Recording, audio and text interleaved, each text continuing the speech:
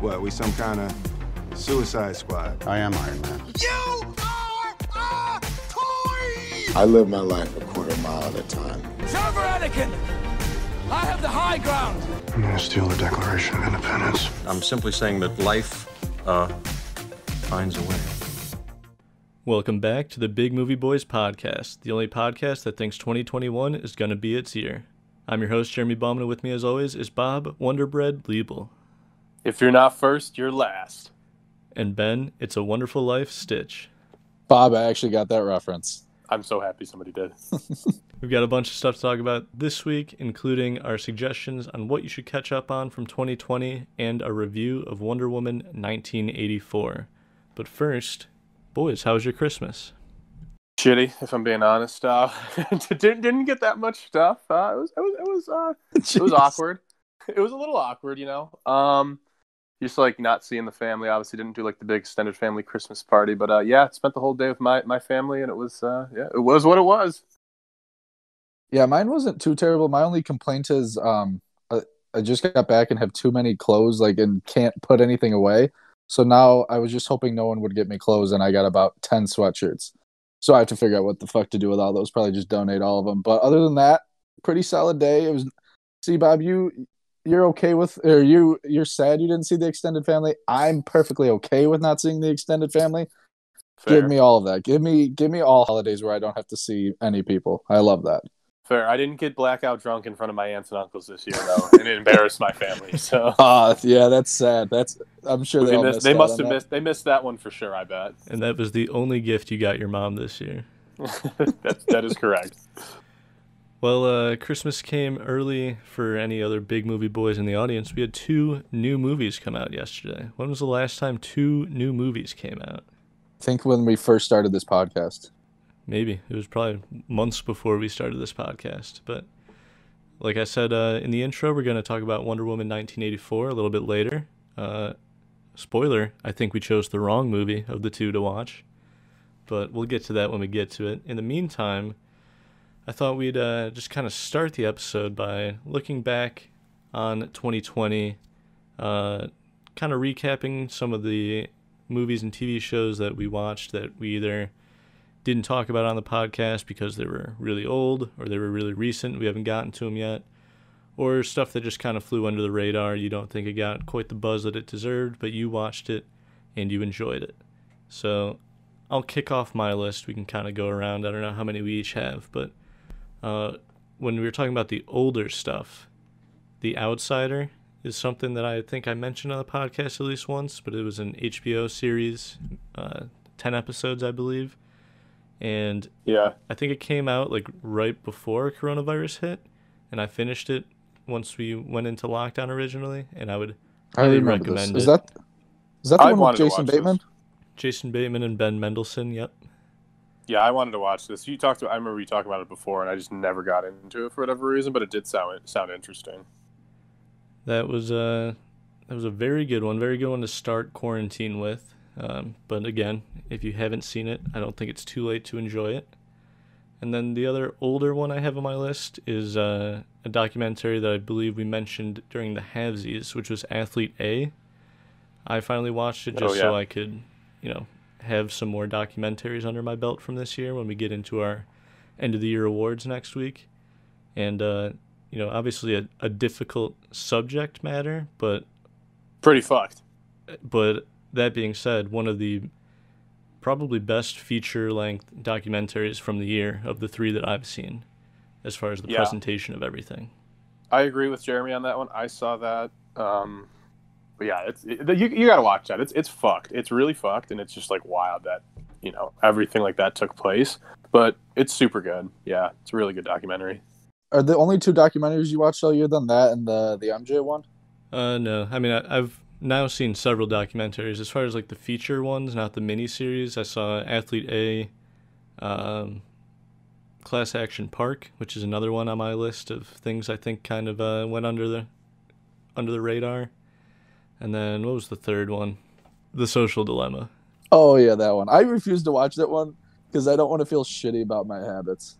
That one was arguably maybe the most like important subject matter, and their delivery of it kind of ruined it for me. So But do you guys have anything on your list that kind of fall into the, older from 2020 that people might have forgotten about?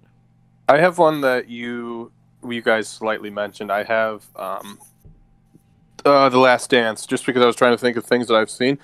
It feels like that came out a million years ago. I think that was like sort of right. It's sort of like right in the beginning of quarantine, but yeah, I don't know. I was just watching some NBA Christmas Day games yesterday, and saw like a few MJ stats and all that shit, and it just sort of reminded me, and I was like, oh shit, like that was such a good documentary, and I think I want to rewatch it. So if you're one of the people that has not seen it, or maybe you're not a sports person, I would recommend that. Yeah, I'd say check that out. You don't need to be a sports person for that one. If like after these 9 months, you're still like you're in like a funk, you got like the seasonal depression, just watch that and you'll be motivated as fuck. You don't need to like sports. That's like the most motivating thing I've ever watched. Yeah, that's fucking sick. I seriously do need to rewatch it. And another one I have, this sort of this is a little off the rails. I don't know if this is underrated. I just think it's not in our demographic. It's a little show I watch on Netflix. It's called The Great British Baking Show. Just had a new season in 2020. Have either of you guys heard of this show? Yeah, I watched like one episode once. Could not get into it. I've heard of it. I have not watched it yet. That's your problem. You can't sit down and actively try to watch it. It just needs to be on in like the room next to you that you're in. You just need to hear this. And you need to see like a few random episodes, like 10 or 12 times. And you're like, oh, this show's not great. And then all of a sudden you're thinking about it in the middle of the night, and then you're watching the new season when it comes out. I hated this show. My girlfriend always watched it. It was always on in the other room, or like she'd have it on and I wasn't paying attention. And then I'd be like looking up from my phone, and then I'd be watching it, and I'm like, okay, like what the fuck is this guy trying to make a cake out of? Like just ridiculous stuff. And it's honestly, the judges and like the host of the show are like some of the weirdest people in the entire world. And like they cook or they bake in this tent in the middle of a field. It's the weirdest fucking show ever. Like as you're watching it, you're like, what the fuck? Why is this a show? Like it's so odd. But then all of a sudden you're like hooked. Like I got so hooked into the show when the new season came out. I watched it. But yeah, that's one that hard to recommend, because I can see why if you put it on you wouldn't like it, but it grows on you. So yeah, Great British Baking Show. And I also put another movie that we reviewed on the podcast, The Devil All the Time, just because that movie's amazing. I think that might have been my favorite movie of the year. And if you've somehow not seen it yet, you got to go check it out. After seeing Tenet, made me think about Robert Pattinson, made me think about this movie, and made me think about how much I liked it. So yeah, if you somehow missed that, go give it a watch. Yeah, friend of the show had a big year. He did. And I think he might be my favorite actor now. As he should be. I'll wait till after Batman to 100% agree with that. What did you have, Ben?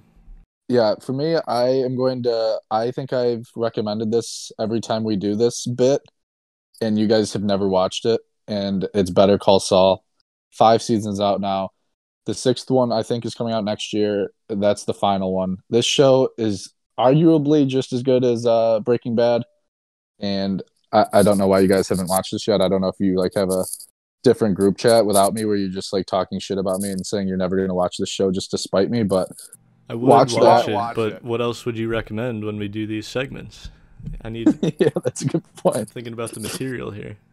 Yeah, and then Bob hit some of them. The only other thing I'll say then is a book that I read this year that actually came out in 2019. But it'll eventually become a movie, Bob. So it's just kind of keep it on your radar. But I read it this year, so I counted as it coming out in 2020. It's called The Silent Patient. Basically, this therapist like takes on the task of working with this woman who is accused of killing her husband, and then she didn't say a word after that and just is now considered crazy. And then there's a huge twist, and I'm super interested in how they're going to make this movie, because once you know the twist, you're like, how the hell can they make it a movie? So I cannot wait for that to become a movie. But Bob, if you ever read a book, I have this book. I will give it to you if you ever want to read it. How many pages? Well, it's a novel, so it's like 300 pages. So I know that's tough for you. Too much for me. I can't do it. Well, Bob, I got a couple more suggestions for you that you don't have to read here. Perry Mason, I know I've talked just, in our friend group a lot about. I don't know that I've mentioned it that many times on the podcast, but This is something I feel like went under the radar. I wasn't even on my radar until like 2 months after it came out, and I was thoroughly entertained by it. This is my Better Call Saul, where I've been telling you guys to watch this for months and nobody has. I will watch this eventually. After I finish The Americans, I will watch this. No commitment from Bob. I appreciate that. Oh, yeah. I just don't want to lie to your face, Jeremy. I'm not going to watch this. Fair enough. I'll accept the truth. A movie that just came out to Netflix about a month ago. David Fincher's newest movie, Mank. I know, Ben, it's at least on your radar. Yeah. This isn't one I would recommend to everyone. There's like a lot of prerequisite knowledge you need going into this movie, and I certainly didn't have all of it.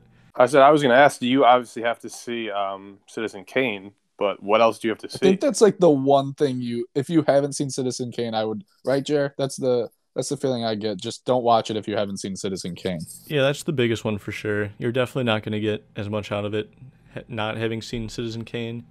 But then there's also like a lot of like historical figures in it, like Upton Sinclair and William Randolph Hearst that are in it, and then they kind of talk about like the politics of the time and stuff like that. So I mean, it's not stuff that's so like over your head you'll have no idea what's going on, but I feel like if you at least have some knowledge on that stuff going into it, you'll get more out of it.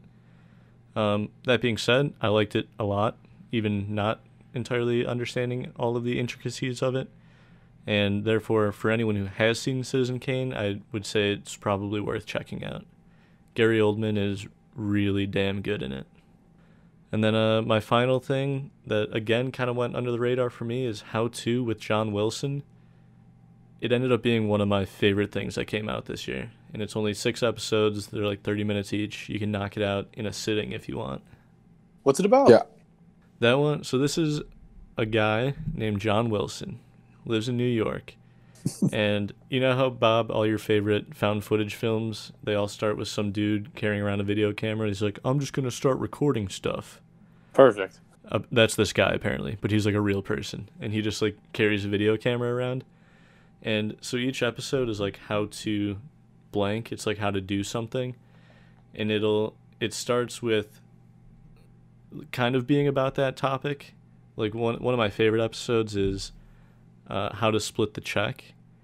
And so the first part of the episode is like all this footage of him like in restaurants showing people like splitting the check or figuring out how they're going to split the check, and he talks about that.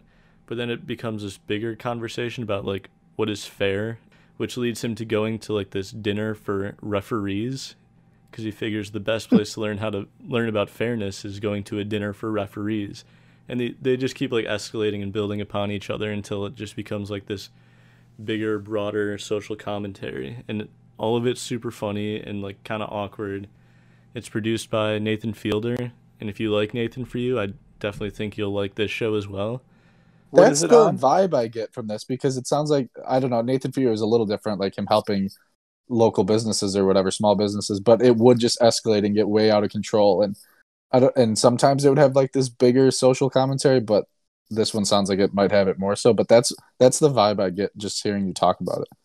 Yeah. What is it on, Jer? This is on HBO Max. Okay. And the other great part about it is like a lot of it is narrated. It's just like B-roll footage that he apparently has acquired from just like recording random stuff for years. And so it'll be a lot of narration. And the clips he chooses to put behind the narration are often hilarious. Like, if you just listen to the words he's saying and then watch the short clips he chooses to put on screen at that time, a lot of it is super funny.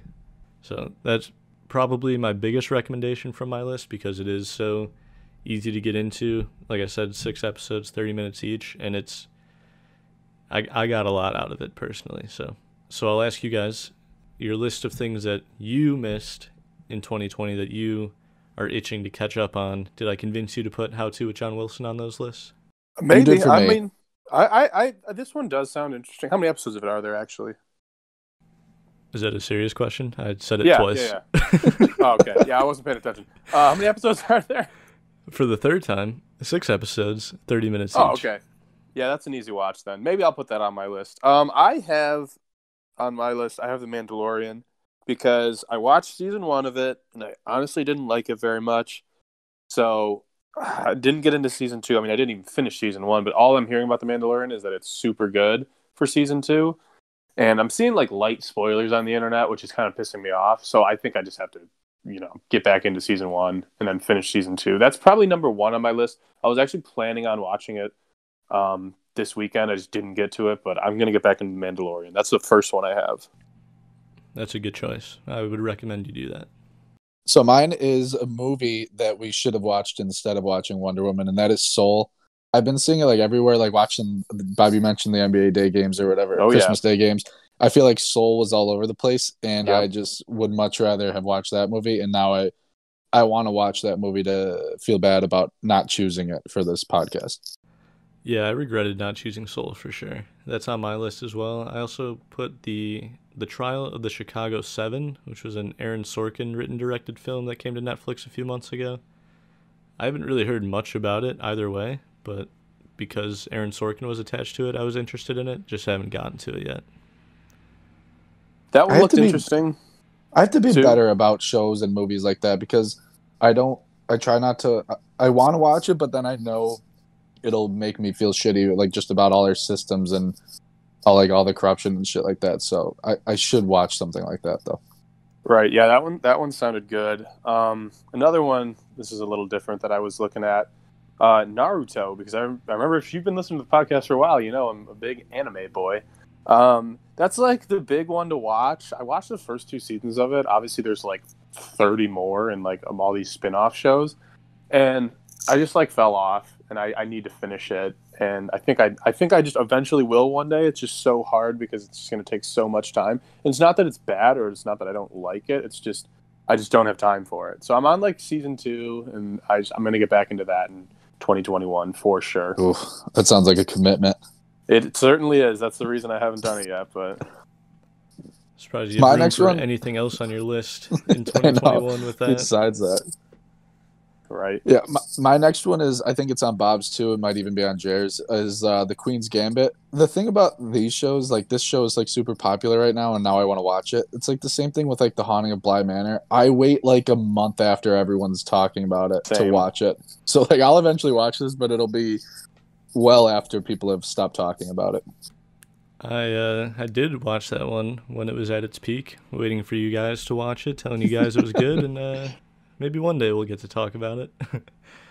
The final thing I'll mention on my movies I want to catch up on is The Gentleman, which technically came out in 2019, but it didn't come out in the US until 2020, so I'm counting it. And a lot of people said it was really good. I haven't heard any different, and if it were streaming somewhere, I would have watched it already. But I gotta think, hopefully in the near future it will be, and as soon as it does, I will be on top of it. Yeah, I have one more on my list. I had The Queen's Gambit as well. That's one that when I'm drunk or looking through Netflix, I always see the preview. Like I'll like scroll to The Queen's Gambit and it starts playing like the preview for it, and I'm like, oh shit, like that looks fucking sweet. And I just haven't pressed play yet. I don't know why. So I'm going to watch that one day. But my final thing on my list is it's a rewatch. I talk about it all the time, and it's The Sopranos. Now, I'm going to try to sell you guys on this show. The new Sopranos movie, The Many Saints of Newark, comes out on March 12th. You start The Sopranos right now, more than enough time to finish before the movie comes out. So that's why I'm saying I'm absolutely going to rewatch it. I'm hopefully I might wait a little bit so that I can time it out perfectly so that I finish The Sopranos like the day before this movie comes out, just really fucking How many seasons capitalize. Is The Sopranos? There's 6 seasons. However, the last season is a little longer than the other ones. There's like 10 episodes a season, and the last one is like it's like one of those double seasons where like they did like a midway like a mid-season finale almost. Gotcha, so season 6 is basically like 2, so I'd say it's more like 7. But like hour episodes, 10-ish episodes a season. There's a lot of, there's a lot that goes into it. But it's fucking literally one of the best shows of all time. There's no way you guys wouldn't like it. Like I can guarantee you'll like it. And this new movie that's going to come out has John Barenthal in it, Ray Liotta, they have Tony Soprano, Michael Gandolfini, his son, is in the movie playing young Tony Soprano. Like, this is going to be a fucking badass movie. Like, I literally cannot wait for this movie. Same writers and directors from the TV show. So that comes out in March. And Do I have to watch the show to watch this movie? That's what I don't know yet. I mean, I think you might not have to, because the movie is based off of an event in the, I see the 60s or 70s, I can't remember. There was these race riots in Newark, and it's mentioned on the show like maybe like 4 or 5 times, but it's like sort of like a throwaway line, and it's a prequel movie. So it's like young Tony Soprano. Like, he's not the main character. It's like his dad and this other guy named Dickie Moltisanti, who's like the other like gangster you hear about in the show that died. Gotcha. Like, it's like their parents. So like it's like a prequel thing. Like, I don't know. I mean, you probably might not have to watch The Sopranos, but you'd just be doing yourself a disservice. So that's my rewatch. I'm going to rewatch that at the start of 2021 to be ready for Many Saints in Newark on March 12th. And I never want to hear you talk shit about me watching all the Marvel movies in preparation for Infinity War and Endgame, because at time-wise, it sounds like it might be about half as long as rewatching all of The Sopranos for the 3rd or 4th time. 3rd time, and honestly, I might just start it right when I'm done. I'm going to start watching them again. Fucking love that show. I love that Bob's 2020 rewatch recap was a show that's 20 years old. Love it. That he's already recommended 100 times. Hey, I got to get it in there somehow. All right, my last one is a shout out to Bob too, I guess, but with Blood of Zeus. I will try to watch this one this year. Next year, I mean. You recommended it highly. I think Jeremy will want to watch it. Maybe I'll watch it when Jeremy watches it eventually, so I can talk to him about it. But yeah, this one, it's one that I wouldn't have watched. Like, if we didn't do this, if we didn't do this podcast and you just told me to watch it, I never would. But now, like, you've talked about it enough, I think I might actually give it a shot eventually. Yeah, great show. Yeah, it's definitely one I was interested in. Never quite got around to it, but all right. I think that was a good recap. We didn't necessarily talk about our favorites from the year.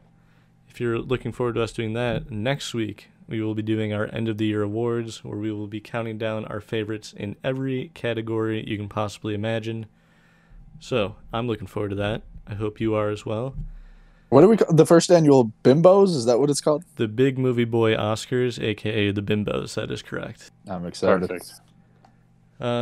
While we're on the topic of looking back on 2020, you want to get meta with it? Any thoughts on the Big Movie Boys podcast in 2020? This is episode 32. It'll be the last one of this calendar year.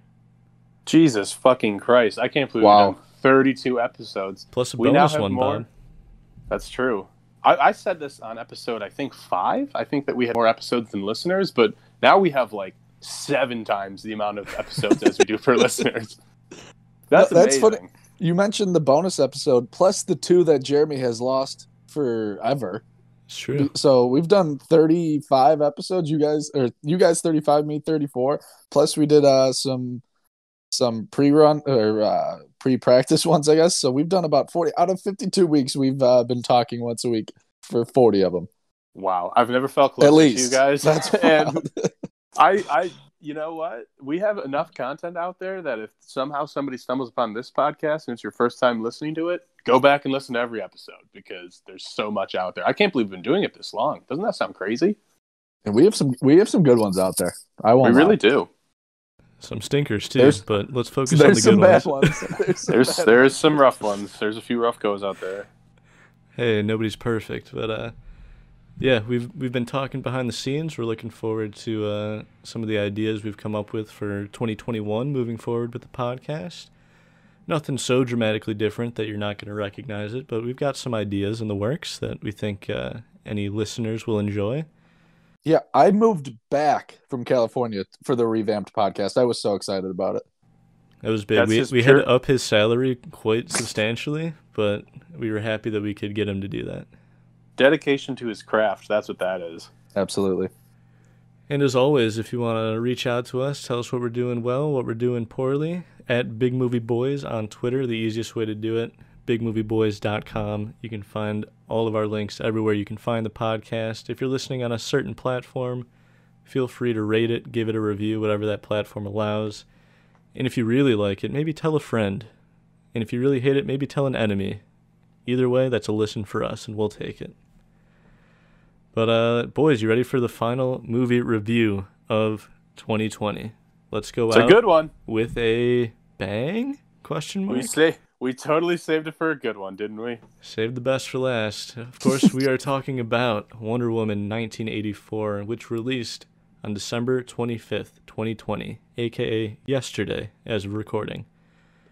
This movie was written by Patty Jenkins, Jeff Johns, and Dave Callaham, directed by Patty Jenkins, and starring Gal Gadot, Chris Pine, Kristen Wiig, Pedro Pascal, and others. Let's keep it spoiler-free at first. Everyone who has HBO Max has access to this movie, but maybe not everyone jumped onto it right away. So, Ben, we'll start with you. Just kind of your spoiler-free review. Also, I don't believe either of you saw the first Wonder Woman, so what were you kind of expecting going into the sequel? Yeah, my experience with it was just that my parents had watched it, the first one, and told me it was good. And then before I watched this one, I asked, how was it? And they said, not that good. So I wasn't coming in with huge expectations. And I think my favorite thing about this movie was that it was new. Like, I guess besides Tenet and then Devil All the Time, we haven't really done many new movies. So I was like excited to just watch a new one. Then I saw it was 2.5 hours. I was like, it's kind of a bummer. But so the length, as we go through this, I'll be interested to like see what the redeeming qualities are for you guys are, because it took me like I just finished this movie a couple like 4 hours ago, so I haven't had like too much time to parcel through all of it. But yeah, this movie wasn't the greatest movie. It started off looking all right, and I love Gal Gadot. She looked like she's super hot in this. I love like she's a great superhero. Oh yeah, like perfectly casted. I just did not exactly love this movie. Yeah, for me, it was my initial thoughts right when I started off was, wow, I wish I saw Wonder Woman 1, and I wish I saw Justice League, or maybe any other like movie that she has been in, because I didn't really know anything that was going on right in the beginning, but, you know, that's my own fault. Didn't see the first one. I was kind of expecting this to be good, because I knew the first one was really good. I've heard from a lot of people that have seen it that it was good. After I read the synopsis for the first movie, or not synopsis, the plot for the first movie, and after reading that, I was like, wow, that sounded way better. But I don't know. This movie was just kind of, I wasn't really excited for it. I looked up reviews beforehand of it. It also didn't look like it was going to be very good. And that was basically correct. As I was watching it, I didn't hate it, but I definitely did not enjoy it. It was just kind of mid-tier. It felt like it took me 4 fucking hours to watch this movie, because I just kept pausing it and getting up to go do something else.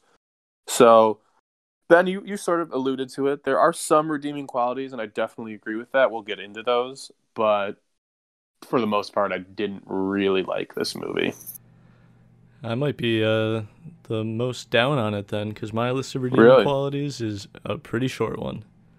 But yeah, okay. I had seen, I think I've seen every movie that she's been in so far.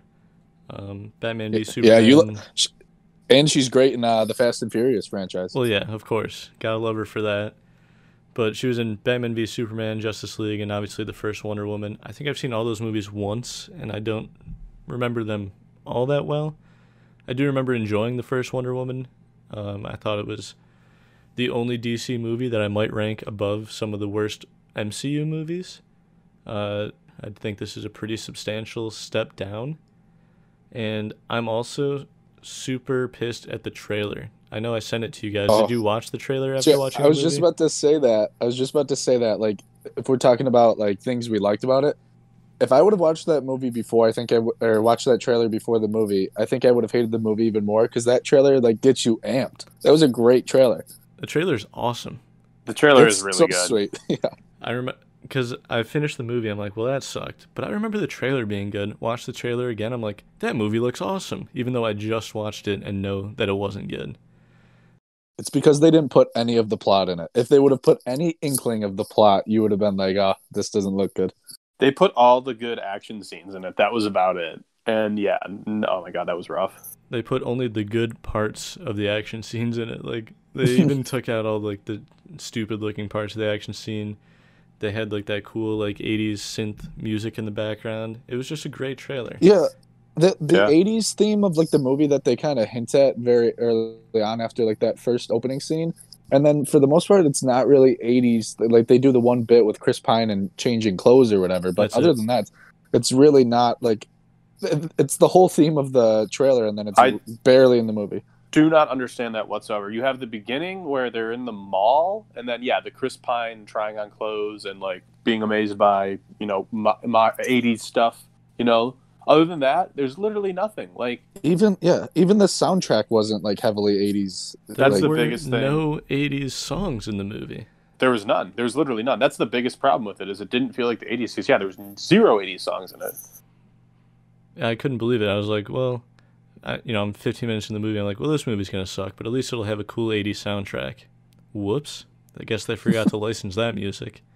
Why did it not? That's what I don't understand. Like, how could it not have? That seems like a surefire way to like, I don't know, like put together, bang an 80s track, and then like exactly. Even if the movie's not great, then people like us who talk about it on a podcast that no one listens to will be like, well, at least the soundtrack was cool. Like you think of like Guardians of the Galaxy, people are like, oh man, like that's awesome. Like the soundtrack is so good for Guardians of the Galaxy, and then like that's all like old classic rock stuff. But like this, it could have been similar with this, where you'd be like, oh man, the soundtrack for Wonder Woman 1984, wow, that really takes back. Like that's awesome.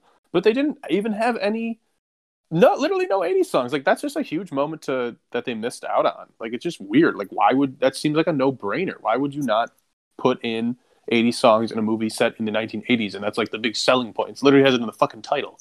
Yeah, why they chose to name this Wonder Woman 1984, one of the least important elements of the entire plot. Couldn't tell you. It's like they could have taken that out and just done any other year. Just call it Wonder Woman 2. There's no reason. I mean, I guess we've kind of mentioned it. Considering that this is, quote unquote free for HBO subscribers, would you still recommend it? Because honestly, being free, I still have a hard time recommending it. I would probably say skip it.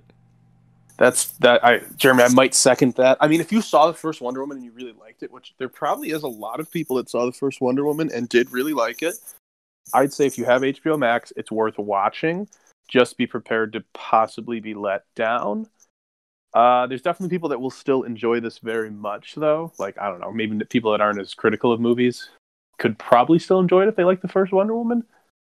So I guess you sort of have to have all those things in place for me to recommend the movie. So I would probably say no, though. I'd say it's probably skippable for a vast majority of people. Definitely people that listen to this podcast, I'd say you could probably skip it.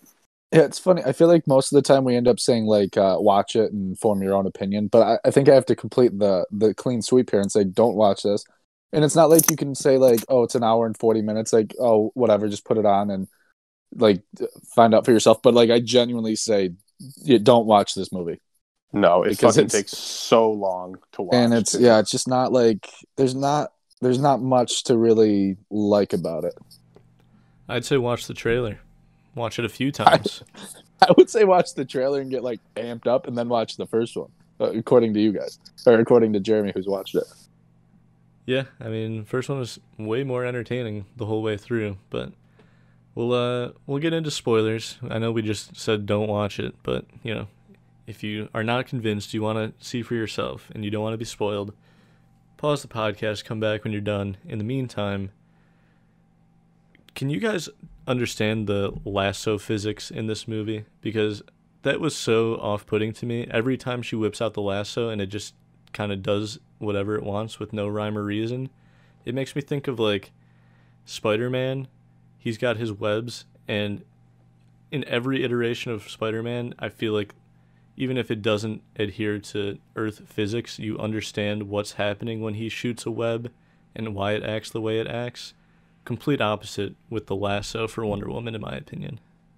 Yeah, it was just sort of going wherever it wanted, right? And like it seemed like every time, especially when she was swinging with it, I was confused in those because I'm like, what are you like grabbing onto? Like the one scene where she like threw it up and swung off a plane to get airborne, I was just like, I don't know, something about that just seems a little off. And like, dude, she caught it on lightning once, which I guess was a badass thing, but it was kind of just like, how is anything working here? Yeah, and something about the way it was like filmed or animated or whatever they did with the CGI to make it just seemed off. Whenever she was like flying through the air with that lasso, I was like, that looks like shit. This felt like an updated version of like Indiana Jones, where like she's searching for an ancient artifact. she's got the whip or the lasso. It just felt weird, like, and the lasso made no sense. Like it was like a normal brown color when it was like when she wasn't using it, and all of a sudden it's gold when she has the powers. I really do not understand the lasso. Every time I watched it move, I'm like, why is it moving that way? That it seems like no one put any thought or any time into thinking, like, how do we make this convincing? And I think that motif can be found across the movie in almost every area outside of the lasso as well. But I do want to get to two specific moments in the movie.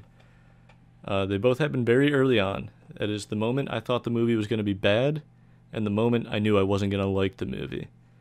The intro 15 minutes on Themyscira when they're doing that competition that isn't explained what they're competing for.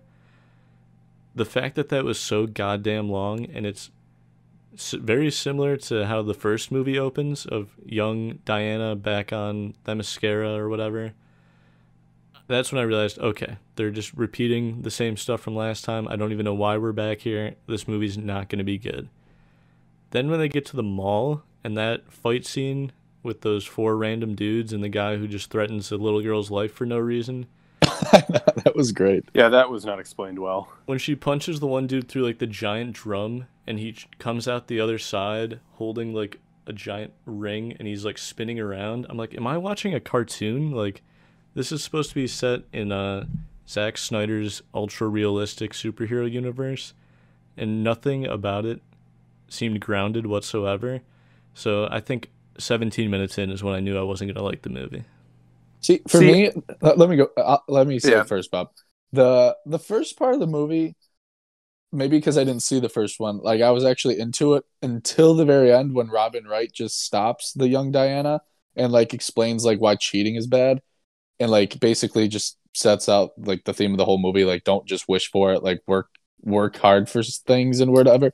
But it just was like that's what ruined it for me. But other than that, like I actually didn't mind the first scene. But to your point of the other part, it did feel cartoonish, and like the guy's just dangling the girl for no reason. I wasn't even nervous at all, not just because it was a movie and I know the girl wasn't going to be hurt, but like someone could have just caught her. Like it was only like 2 stories. Someone could have like at least broke her fall. The girl was not going to die. The guy had no rhyme or reason to hold her over a ledge. That part was so stupid. But yeah, the only thing that was, I guess, somewhat cool about that was like they're trying to make it seem like almost like she's Batman in this sense where like she's just hidden in like her daily routine or whatever and doesn't want people to know she even exists. So I was all right with that, but it is really, really weird how they do it in those couple of scenes. Yeah, I also did not see the first movie, so like that whole beginning sequence, I actually, same with Ben, I did enjoy. The ending of the sequence was a little odd, but like, yeah, I definitely, after watching that first sequence, I was expecting a different type of movie, and I actually was almost excited. I was like, oh, maybe this will be good. And then we never got anything like that again. That sort of made me want to watch the first movie, actually. I was like, oh, I'd like to see like an origin for this this character, sort of like what it was like in that opening sequence. So maybe I will check out the first movie, because that was the only part about this movie I liked. If you do want to watch it. I know. It made me want to. Yeah, the whole mall thing is whack. I don't know if you guys picked up on this, but like when they're in the mall, I feel like the first like 30 seconds, every single person they showed had a mustache. I was like, holy fuck! Like every fucking person that had a mustache, like it was unbelievable. It was 84. I was like, Bob. It was a different time. Was it that popular to have a mustache? I was like, in awe. I was like, somebody had to be like, wow, there's a lot of people with mustaches in this shot. But no, it made it through, and that's the only thing I noticed. And then the rest of the movie, I was like, where are the mustaches? Let me look for the mustaches. And there like really wasn't that many more. It's like only just that scene in the mall. But we mentioned that in the beginning, that like the only scenes that make it feel like they're in the 80s is that scene in the mall in the beginning. And I don't know what the other one, when he's trying on clothes. But like the mustaches also disappear. I didn't see any more really prominent mustaches other than that fight scene in the mall. They didn't even give Pedro Pascal a mustache, and he has a mustache and everything. Yeah, he would have looked great with a mustache. We'll talk about him. Or do you guys want to talk about him now? Because if we talked about our redeeming qualities, he was really my only one. I thought he was actually kind of good, if I'm being honest. He's good in everything, and coming off of Mandalorian 2, he can do no wrong in my book. And yeah, he's good, and I only know him from Game of Thrones, really, but he's good, but like the whole reasoning behind everything he does is stupid. So I can't buy anything his character does. Like, Whereas like he plays a pretty good villain, I think, but I just think it's stupid why he's doing anything he's doing, and even the how. I mean, we can get into the whole plot of just like the magical stone that if you just wish for it, you get one big wish and it comes true, but you lose the thing that's best about you or that you like hold dearest to you. So like whatever, it's an art. It felt like if you were 10 years old and you were coming up with like why, like how a bad guy would do things, that's what you'd come up with. Like, oh, they find a stone and they can just wish anything to be, and that's basically what it is. And it's just like I never once that was established, I was like, this is like the worst superhero movie I've ever seen. That I totally agree. I think that entire premise and like what is behind him being the bad guy in the movie is really, really stupid. I just think he acts like the way he acts is really well, and I'd like to see him cast maybe as like a Bond villain or something, because I think he'd be better in a role like that. Basically doing the same character he did in this, but just take away that whole fucking wish thing that he did. But I think he's a good as shit actor. Like when I was watching, I was like, wow, like this guy. I haven't seen anything else he's in. Jeremy mentioned The Mandalorian. Ben, you mentioned Game of Thrones. I haven't seen either of those. So this is, I think, the first time I've ever seen him in anything, and I was very impressed by him. I really liked him. He's in the Kingsman Golden Circle sequel as well. Okay. He's in a bunch of stuff, but yeah, he's really good. I mean, if we're talking about redeeming qualities, it's just the actors in this movie, like Gal Gadot and Chris Pine are really good. He's my other redeeming quality because he's good to look at. He's a handsome feller. There's no one that's tough to look at in this movie. That's pretty straightforward. I like how even when Kristen Wiig is supposed to be like the nerdy girl, you're like, oh, she's like clearly still attractive, and the fact that like no one even talks to her at work is like, but I Ben, didn't see her she turning was wearing like terrible. glasses. Yeah, I hate when that. movies do that. It's just like just because she's wearing glasses, she's ugly. It's just like, and then all she had to do was put on a tight dress, and then she's hot. It was like clearly she was still attractive. I hate when movies do that. She didn't look any different. It was the glasses and like not even that drastic. I mean, towards the end, she was wearing some real flashy clothes, but like when they first started noticing her in the office, I was like, you literally took your skirt off and are just wearing leggings and the same clothes from the night before, and now you're hot. That was just the whole thing. I could not believe that she was in the movie. I was like, okay, she's in the movie for comedic relief, and then like midway through, and I was like, oh, she's a bad guy. Kristen Wiig is a bad guy in this movie. That was the funniest part about it. Was that she's a bad guy in this movie. I laughed my ass off when I literally could not stop. I had to pause it when she's just all of a sudden a cat. I even wrote down, Bob, did you think you weren't going to get any more cats before the end of the year? It was just incredible. I was like, this is what the cats looked like in the preview of Cats. I couldn't stop laughing. It was so ridiculous. And then they had to do scenes like that and just not laugh the entire time. I get like it's all, but like looking back, weren't they like, God, that looks terrible. Why did she become a cat? Can anybody help me? I thought she was like anti-Wonder Woman. I was like, oh, like she's the bad Wonder Woman. I was like, okay, but oh no, she's a cat. She wishes to be. All of a sudden, she wishes to be an apex predator, so she just becomes a huge cat. I thought you only got one wish though.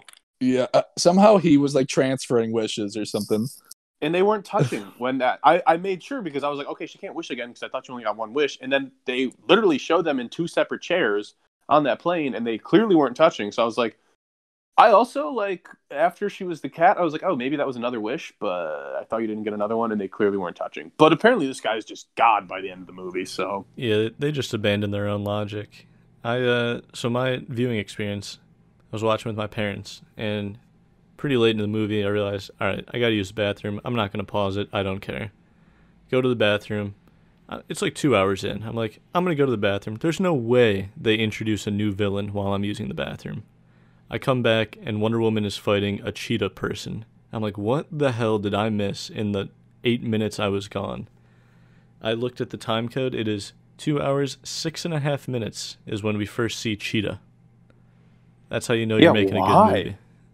Why is it so late? Like, okay, I get it. Like, if that is supposed to be Cheetah from the start, like I said, she seemed like anti-Wonder Woman at one point. Why not just make her Cheetah when she does officially go bad, like when she fights them at the White House? That's when she should have been Cheetah. Any time before 2 hours and 6.5 minutes in would have been a good time. It just made no sense. No sense. This movie did not earn its runtime. There were so many scenes. I'm like, how was that not left on the cutting room floor? Yeah, this movie should have been like an hour and 55 minutes, not 2.5 hours. That's the worst part about it for me is it really does drag. Like there's a lot of points where I'm just like, oh my fucking god, how much time is left in this thing? Like, and like back to Kristen Wiig, she like wasn't even funny. She's like this is like if you cast Will Ferrell in a movie and he's just Made like him the villain. yeah, and he just never says anything funny. She's like not funny at all. There's literally like no jokes. And I'm just and like, I don't even like how they transfer her, like, because she starts off as like this very sweet, kind woman, and she makes her wish and she loses that because it's the thing that's best about her, best quality or whatever. And the way they show her become a bad person is by beating up a potential rapist. I'm like, good, she's a good person. yeah, That's I had no a problems good with thing that. to do. And then her homeless friend Leon was like, what the fuck? What'd you do that for? And then like she's like, mind your own business. I'm like, what? You did not He do a assaulted bad you. thing there. Yeah. He could have just You been were like, allowed to The do that. answer is to he was rape trying me. to assault me, so I kicked his ass, and then Leon would have been like, "Oh, sweet, I'm gonna call the cops," instead of tending to Exactly. this man's wounds. Yeah, that was a rough choice by them by painting him as a clear rapist, and then we're supposed to feel bad for him. Bold choice Yeah, in this female empowerment. What kind they of, should have done- superhero movie. What they should have done is have her walk past Leon. Leon goes, "Where's my food?" And then she beats the shit out of him. That's where I would have been like, "Ooh, she's bad. She's Yeah, a bad person now." she beat up her homeless friend. That's real intense. I need more of him in this movie. He was probably my favorite character. I said Chris Pine, Chris Homeless Pine, Leon. and homeless. Yeah, put him in. Give me some more of them. Can we get to the logic of Chris Pine being alive? And is he just Yeah, please Does- share with us does the that- logic of Chris Pine. Why? Being Okay, alive. okay. Here's no, my- my one question is just, is that other person dead then? Like when he comes back to life, he he takes over this guy's life. Why did he have to take over somebody's body? Is what I didn't. Yeah. And does she actually see him as Chris Pine or this other guy? She said no. She says that she sees him as Chris Pine, but he looks like that guy to everybody else. Yeah, from what I exactly. gathered. That's And what I took from The it fact too. that this movie doesn't show every person they walk by just like turn their head in disbelief that kind of whatever schlubby dude is hanging out with Gal Gadot, like, and everyone is like isn't questioning why that's happening. Clearly, this movie's not realistic enough. But Okay, but you know how they showed him at the end when it was like, oh, by the way, Yeah. is this a Christmas movie? Like Only for the there was last there 2 was minutes. that- The last 2 minutes became a Christmas. They're like, "Oh, this is gonna come out on Christmas. We should have a scene like this." At the Okay, end. but did you think this is what I picked up on when he came back? Like that guy. One, the question arises: okay, like were you dead and now you're alive? Because Chris Pine is in your body. Who knows? Anyway, where no. did you go for those few days? I was thinking, I was just like, oh my fucking god, are they gonna date now? Like I was so. It's kind of confused. fucked. Why I did they was bring just him stunned. back? I was just stunned because they're in Washington D.C.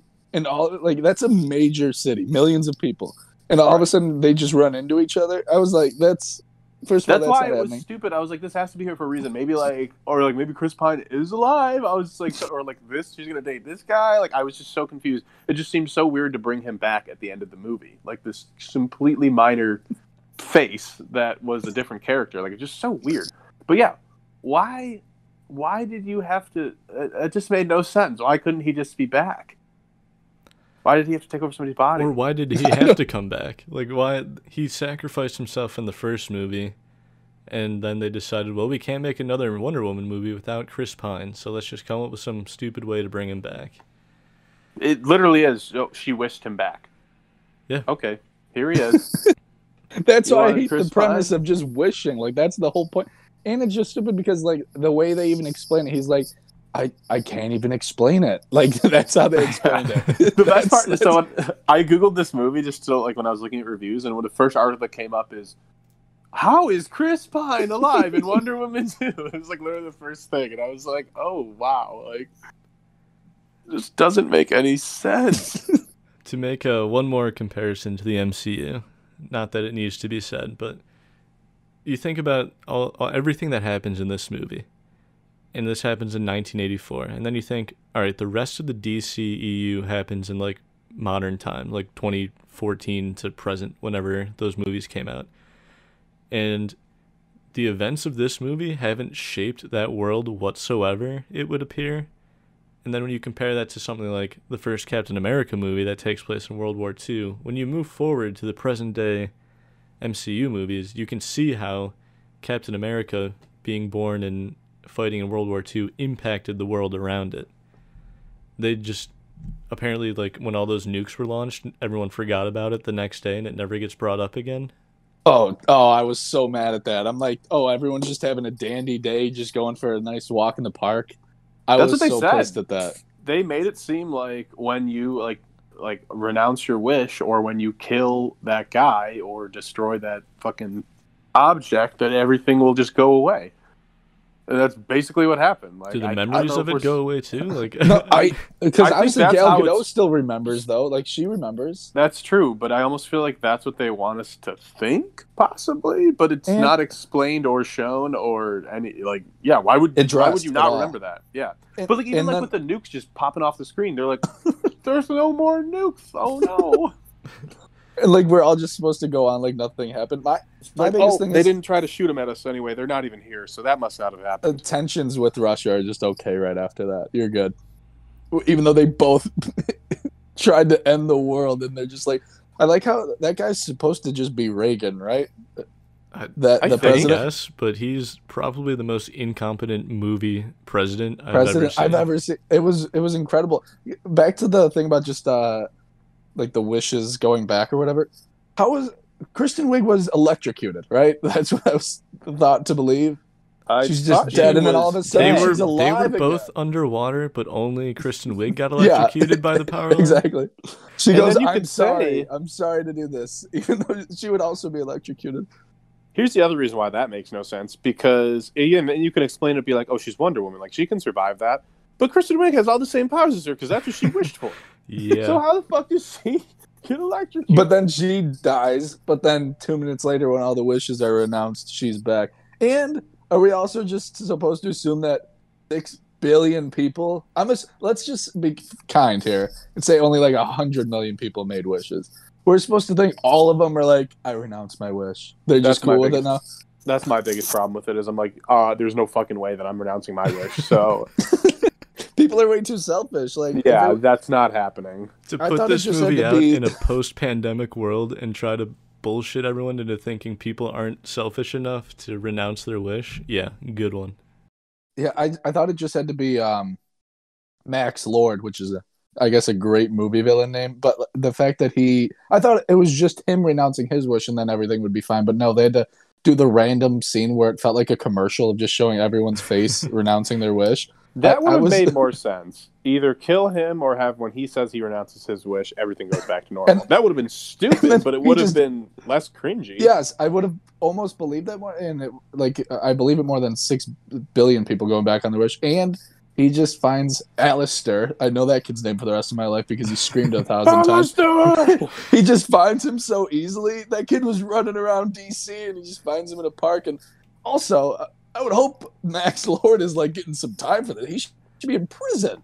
No, they I just would let assume. him go. I like to imagine the editors like, hey, Patty, this movie's 2 hours and 45 minutes. Can I cut down the scene where Pedro Pascal is yelling Alistair for 4 minutes straight down a little bit? She's like, no, we really need that. That was so brutal. Alistair!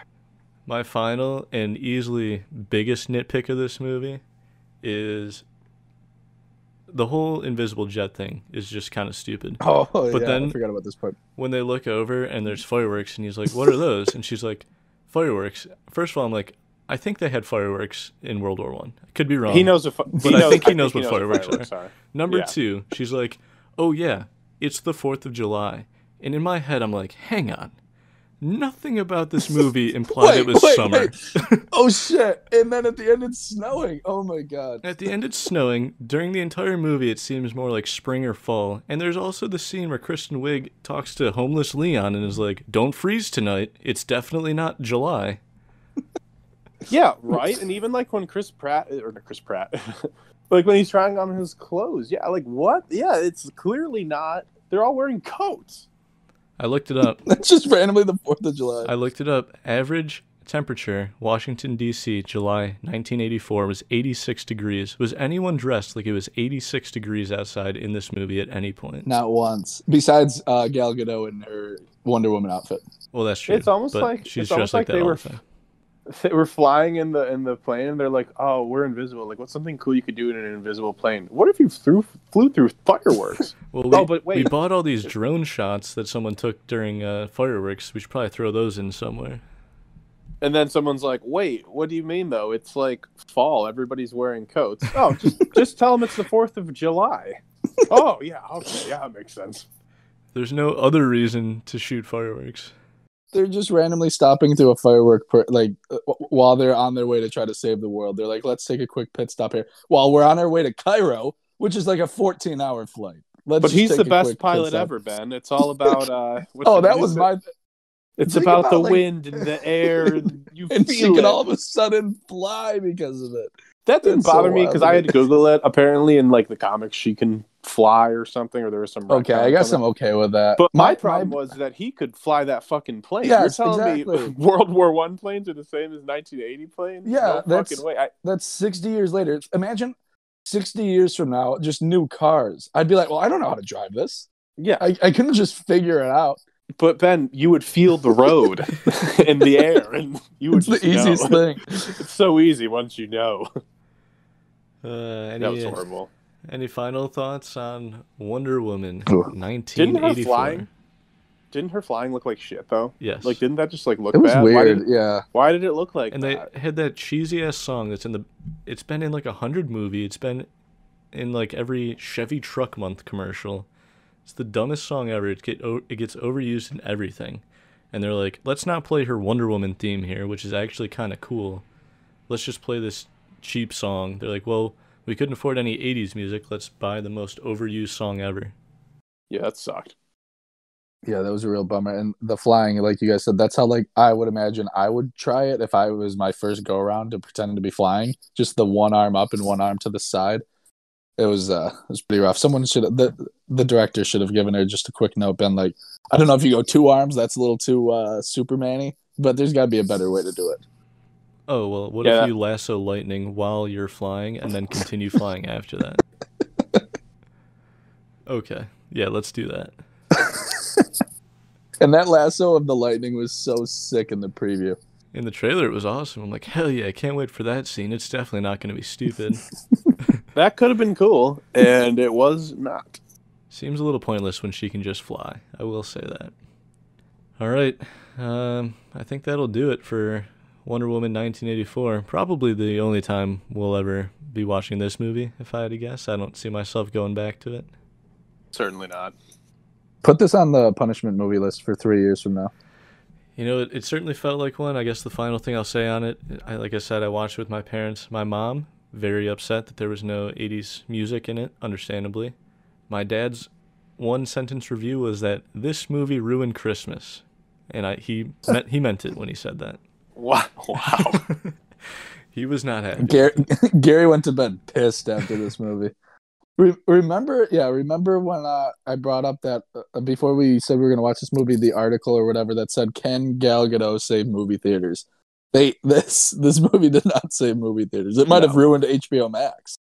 Yeah, it made me less excited for the Patty Jenkins Star Wars movie that's apparently coming out at some point. Oh shit. Yeah, it made me less excited for any more Wonder Woman movies. So it was a dud all around, but that's and that's how we're gonna end the podcast in 2020. Seems fitting, right? Ended on a shit note. Can't think of a better way. So, as always, thank you everyone for listening, especially those who have been listening for all of 2020 and will continue to listen through 2021. We appreciate all of you. And remember, nothing good is born from lies. We'll see you next year.